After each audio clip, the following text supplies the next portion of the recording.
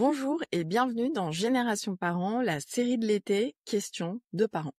Je suis Solane Boquillon-Le Goisiou, la fondatrice de SoftKids, l'autrice de Préparer aujourd'hui vos enfants au monde de demain et créatrice de la formation Être parent au XXIe siècle. Chaque jour en août, je vous propose une réponse claire et bienveillante à une vraie question posée par un parent. C'est parti pour l'épisode du jour. Une maman de 2 ados qui nous écrit « Mon fils semble de plus en plus stressé par l'école, mais il ne veut pas en parler. Comment l'aider sans le braquer ?» Sophie ou Pascal, si vous avez des idées, mais moi, ce que je dirais, c'est qu'il ne faut pas attendre que la situation devienne critique. Et puis, ce qu'il faut surtout, c'est garder le lien, continuer de discuter de tout, de rien.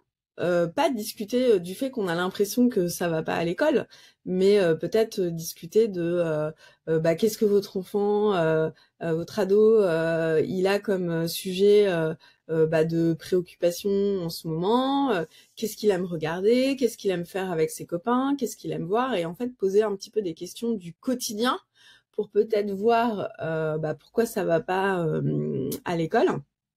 Et privilégier en fait des moments ensemble, peut-être proposer une sortie en vélo, ou lui dire que vous lui proposez d'aller au ciné ensemble, pour vraiment créer le lien pour que votre ado se sente en confiance pour vous dire un petit peu ce qui va pas et pourquoi il est stressé à l'école, sachant que je pense que nos enfants sont de plus en plus stressés par l'école, avec les notes, avec quand on voit, moi ce que j'appelle ça le délire de Parcoursup, la pression qu'ils ont sur les contrôles continus, etc.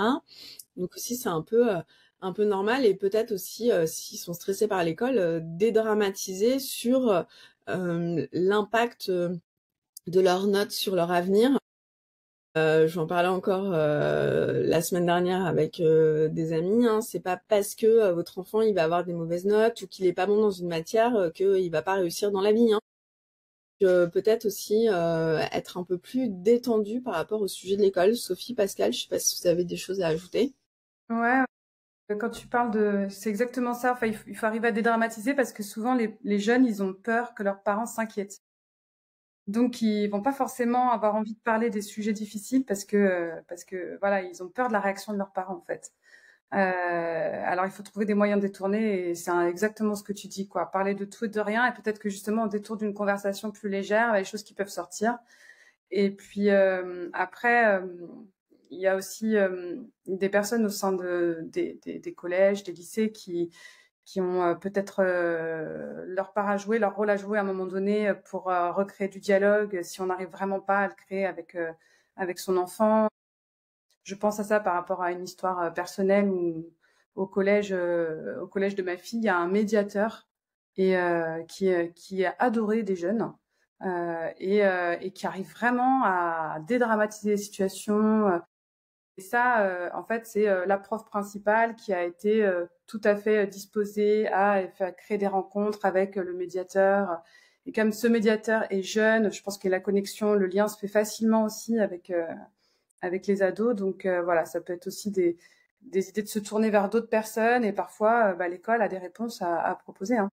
Et moi, je dirais oui, partager des moments, comme vous l'avez dit toutes les deux, mais du coup, des moments hors de la maison. Je pense que sortir du cadre, du contexte, du quotidien, je pense que c'est aussi aidant.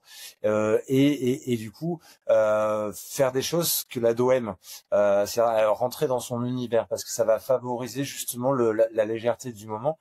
Et dans ces moments-là, d'essayer d'activer son écoute super active. C'est-à-dire que je pense que dans ces moments-là, il y a des choses qui peuvent sortir de façon hyper anodine et qui finalement sont des choses qui sont lourdes de sens et qui sont après un fil à tirer. Ça, c'est le premier point, pardon. Et le deuxième point, moi, je crois beaucoup aussi à ça, c'est d'exprimer sa propre vulnérabilité en tant que parent. C'est de dire, mais moi aussi, des fois, je suis stressé. Ou moi aussi, tiens, aujourd'hui, j'ai vécu un moment stressant parce que si, parce que ça. Et en fait, de le raconter pour justement montrer que ça nous arrive à tous et que du coup, voilà, c'est toujours cette histoire de libération de la parole.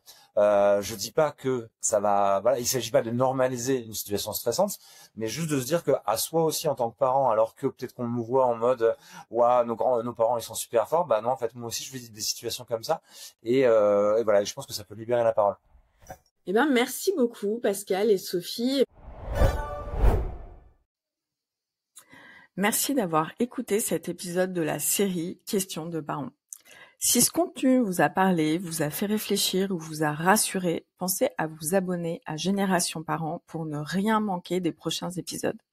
Et si vous voulez aller plus loin dans votre posture éducative, je vous invite à découvrir nos ressources et ma formation en ligne Être parent au XXIe siècle. Un parcours simple, concret et bienveillant pour accompagner vos enfants avec sérénité dans ce monde en mouvement. Le lien est juste dans la description de l'épisode. À demain pour une nouvelle question et d'ici là, prenez soin de vous.